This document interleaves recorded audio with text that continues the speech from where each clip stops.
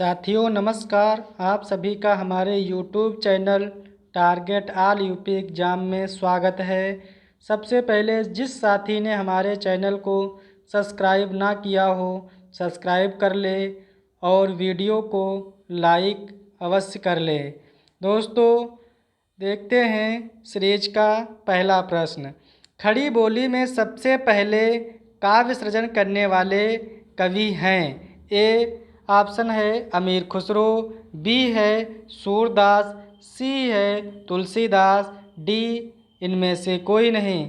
तो इसका सही ऑप्शन है ए अमीर खुसरो। चलो देखते हैं अगला प्रश्न। मुकरी लिखने का सर्वप्रथम प्रयास किस कवि ने किया? ए स्वयंभू ने, बी जगनिक ने, सी अमीर खुसरो ने, डी कुंभन ने। तो इसका सही ऑप्शन है ए सी अमीर खुसरो ने। अगला प्रश्न देखते हैं। रासो ग्रंथ किस भाषा में लिखे गए थे? ए खड़ी बोली, बी ब्रजभाषा, सी अवधी, डी डिंगल पिंगल। तो रासो ग्रंथ लिखे गए थे डिंगल पिंगल, यानी कि इसका सही ऑप्शन है डी। अगला प्रश्न देखते हैं। चारण साहित्य किस साहित्य का दूसरा नाम है? ए सिद्ध साहित्य, बी नाथ साहित्य, सी जैन साहित्य, डी रासो साहित्य। तो इसका सही ऑप्शन है डी रासो साहित्य। अगला क्वेश्चन देखते हैं। हिंदी साहित्य के 700 से 1400 ईस्वी के काल खंड को ग्रियर्सन ने क्या नाम दिया? ए संधि काल, बी प्रारंभिक काल, सी चारण काल, डी अपभ्रंश काल। तो इसका सही ऑप्शन है सी चारण काल। अगला प्रश्न देखते हैं। राजमती से रूठकर बीसल देव कहाँ गया था? ए कर्नाटक, बी उड़ीसा, सी तमिलनाडु, डी आंध्र। तो इसका सही ऑप्शन है बी उड़ीसा गया था बीसल देव रासो। अगला प्रश्न देखते हैं। उत्तर प्रदेश में आल्हा खंड के नाम से कौन सा काव्य प्रचलित है? ए अमीर खुसरो, बी परमाल रासो, सी पृथ्वीराज रासो, डी खुमार रासो। तो इसका सही ऑप्शन है बी परमाल रासो। अगला प्रश्न देखते हैं। हिंदी का प्रथम महाकाव्य किस रचना को माना जाता है? ए कामायनी को, बी साकेत को, सी रामचरितमानस को, डी पृथ्वीराज रासो को। तो इसका सही ऑप्शन है डी पृथ्वीराज रासो। अगला प्रश्न देखते हैं। आदिकालीन साहित्य का प्रमुख रस है? ए शांत रस, बी हास्य रस, सी करुण रस, डी वीर रस। तो इसका सही ऑप्शन है डी वीर रस। अगला प्रश्न देखते हैं। विद्यापति ने कुल कितने ग्रंथों की रचना की है? ए 10 ग्रंथ, बी 12 ग्रंथ, सी 16 ग्रंथ, डी 14 ग्रंथ। तो इसका सही ऑप्शन है डी 14 ग्रंथ। अगला प्रश्न देखते हैं। सिद्धों की साधना में शून्य का पूरक तत्व था?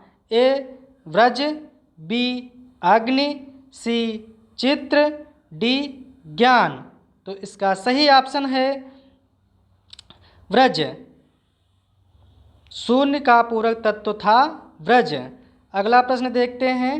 सिद्ध कवियों द्वारा प्रयुक्त भाषा को कहा जाता है? ए डिंगल, बी अपभ्रंश, सी अवहट्ठ, डी संधा। तो इसका सही ऑप्शन है डी। अगला प्रश्न देखते हैं, भक्ति काल की समय सीमा क्या है?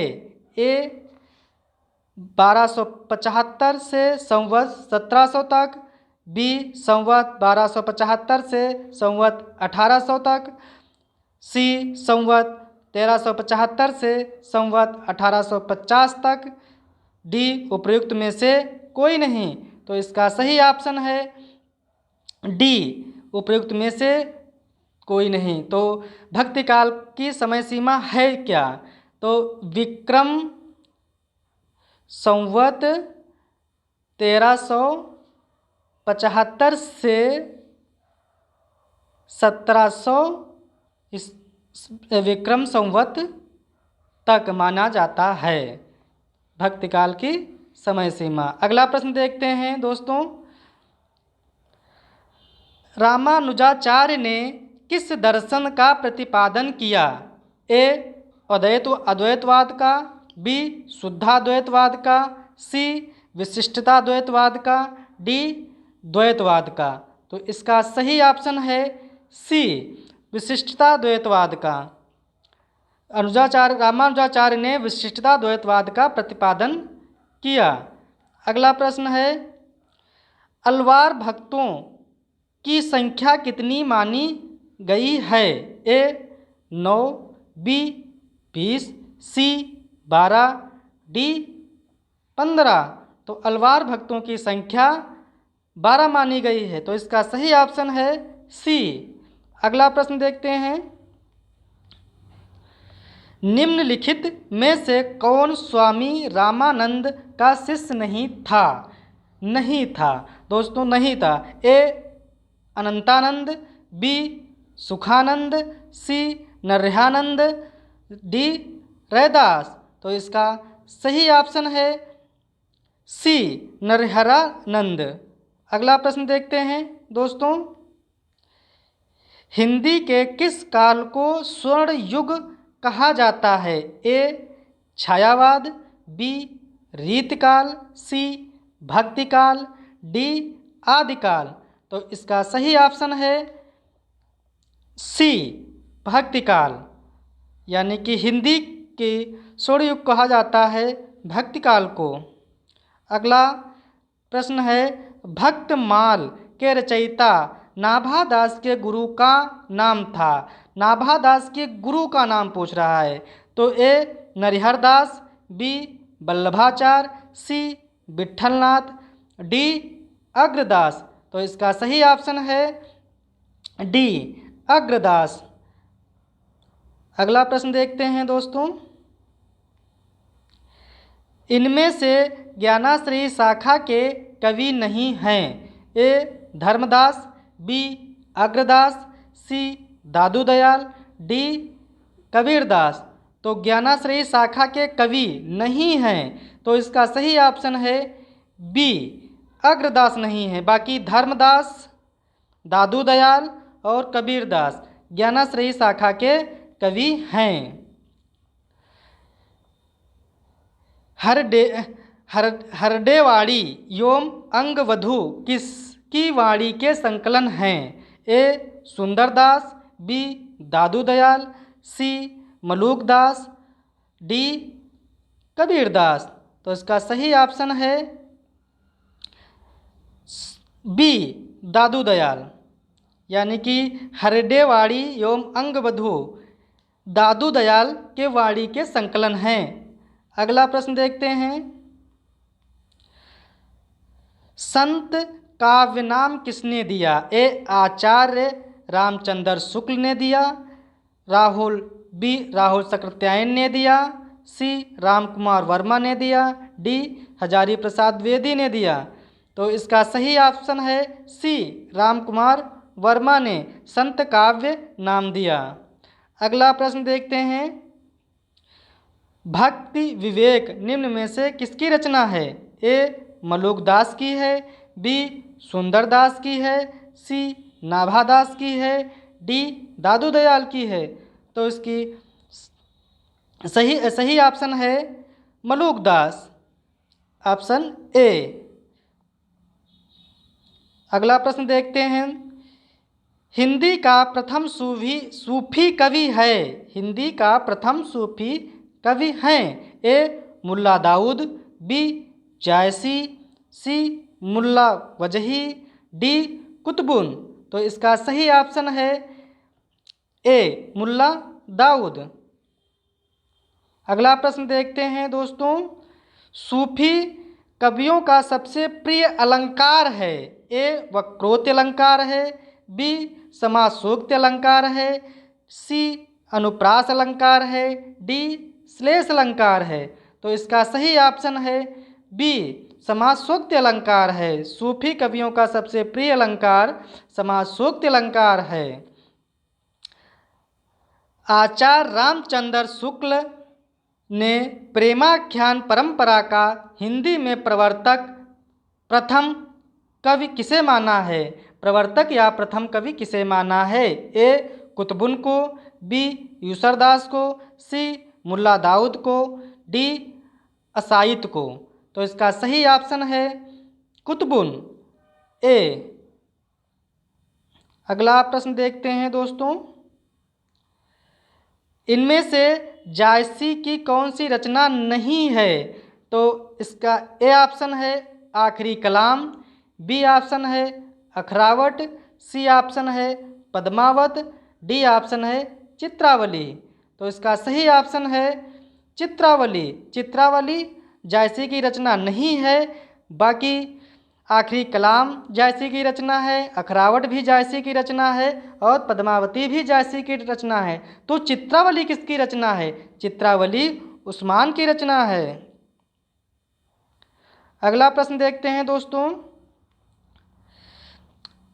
सूफी मत में वर्णित साधक की 4 अवस्थाओं शरीयत, तरीकत, मारिफत, हकीकत की भारतीय भक्ति मार्ग के साथ सही क्रम में संगत कीजिए।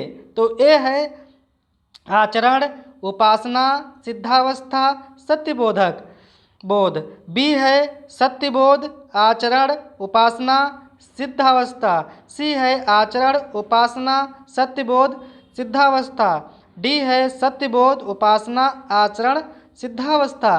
तो इसका सही ऑप्शन है ए, यानी कि शरीयत का आचरण है, तरीकत उपासना है, मारिफत सिद्धावस्था है, हकीकत सत्यबोध है का सही संगत है। अगला प्रश्न देखते हैं।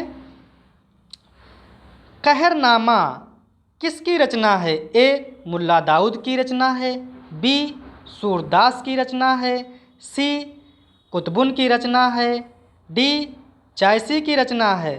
तो कहरनामा जायसी की रचना है, मलिक मोहम्मद जायसी की रचना है।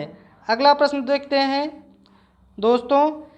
पद्मावत को समासोक्ति किसने कहा। ए गणपत चंद्र गुप्त ने कहा, बी आचार्य रामचंद्र शुक्ल ने कहा, सी माता प्रसाद गुप्त ने कहा, डी रामकुमार वर्मा ने कहा।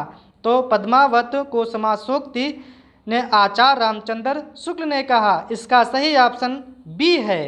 अगला प्रश्न देखते हैं, यानी कि इस सीरीज का अंतिम प्रश्न है। हिंदू मग पर पाँव न राख्यों का जो बहुत हिंदी भाख्यों। यह उक्ति किस रचना और रचनाकार से संबंधित है। ए नूर मोहम्मद इंद्रावती, बी उस्मान चित्रावली, सी नूर मोहम्मद अनुराग बांसुरी, डी और कासिम शाह हस जवाहिर।